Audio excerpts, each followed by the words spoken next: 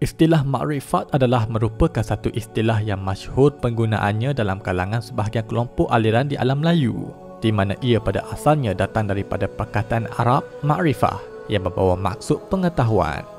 Jika dirujuk kepada kamus, akan boleh didapati bahawa antara definisi lain yang boleh diberikan bagi perkataan makrifah ini adalah gnosis, yang mana ia secara kontekstualnya membawa maksud pengetahuan ataupun ilmu yang berkenaan dengan hal-hal rahsia tentang kononnya hakikat sebenar diri serta hakikat kewujudan segala sesuatu di dunia ini. Perkataan gnosis berasal daripada bahasa Yunani, di mana daripada perkataan ini jugalah kemudiannya telah terbit istilah gnosis dan gnosticism, yang masing-masing daripadanya merujuk kepada: pertama, golongan manusia yang mendakwa memiliki pengetahuan istimewa tentang kononnya hal-hal rahsia berkenaan diri serta segala-gala yang wujud. Kedua, ia merujuk kepada kumpulan berideologi keyakinan tersebut. Semenjak dari sekitar kurun kedua Masihi lagi, iaitu pada sekitar zaman awal perkembangan agama Kristian, telah terdapat sebahagian kelompok manusia yang telah berpegang dengan ideologi keyakinan yang seumpama ini. Mereka ini terdiri kebanyakan daripada golongan yang mendakwa bahawa diri mereka adalah pengikut Jesus Christ ataupun Kristian, dan umumnya dirujuk oleh para pengkaji sejarah sebagai golongan Gnostik Kristian atau Kristian Makrifat.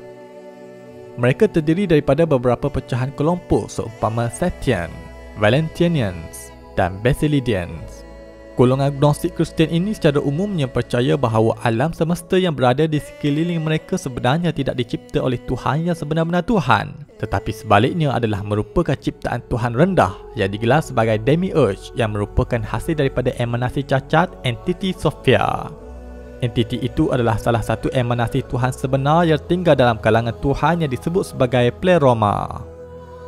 Bagi memahami sepenuhnya keseluruhan hakikat ini, golongan Gnostik Kristian menekankan kepentingan untuk mempunyai makrifat ataupun gnosis tentang kononnya hakikat identiti sebenar diri, yang mana mereka percaya bahawa terdapat sebahagian kelompok daripada kalangan manusia yang hakikatnya adalah merupakan Tuhan kerana mempunyai serpihan diri Tuhan yang telah terperangkap di dalam jasad fizikal mereka.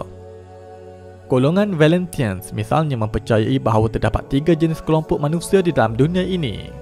Pertama, manusia kebendaan yang semata-mata diperbuat daripada benda yang tidak mempunyai jiwa.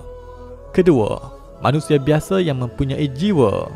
Ketiga, manusia istimewa yang memiliki ruh atau serpihan diri Tuhan di dalam diri mereka.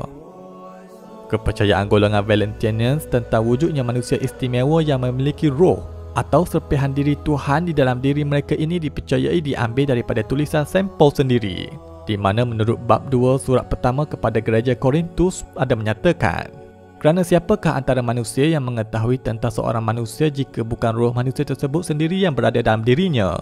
Demikian juga tentang Tuhan, tiada yang mengetahui melainkan roh Tuhan itu sendiri.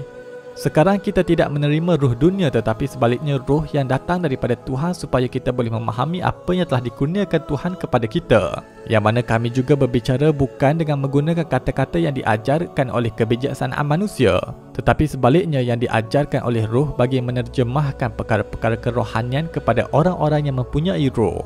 1 Korintus bab 2 ayat 11 hingga 13.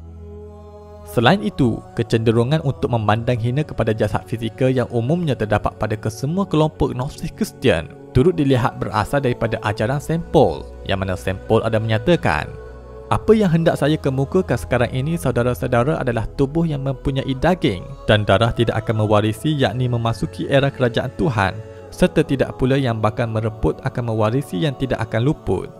1 Korintus bab 15 ayat 50. Justru dapat diperhatikan di sini bahawa Saint Paul telah menjadi sumber inspirasi kepada sebahagian daripada pendiri-pendiri utama kelompok Kristen Gnostik, yang walau bagaimanapun yang telah diklasifikasikan sebagai kelompok yang sesat oleh golongan Kristian arus perdana pada hari ini. Perkaitan antara Paul dengan Gnosticism, yakni aliran makrifat dalam kalangan kelompok Kristen awal, adalah sesuatu yang masyhur diperbincangkan dalam dunia akademik. James Dunn, seorang ilmuwan penjajahan baharu daripada Durham University, United Kingdom, ada menyatakan, sesungguhnya tidak sedikit tempat di mana Paul menyetujui pandangan-pandangan yang menyarankan bahawa dirinya lebih tergolong kepada golongan Gnostik yang sesat berbanding dengan bapa-bapa gereja yang berpendirian benar.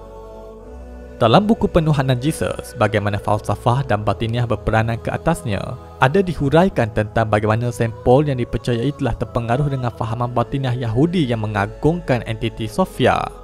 Dia telah menjadi antara perintis utama kepada proses penuhanan Jesus Christ, yang pada hakikatnya hanyalah merupakan seorang manusia biasa yang diberikan pangkat kedudukan sebagai seorang rasul oleh Tuhan.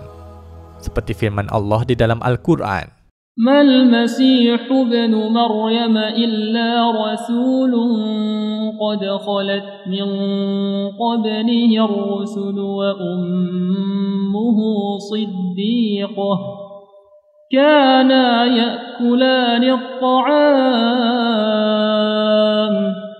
انظر كيف نبين لهم الآيات ثم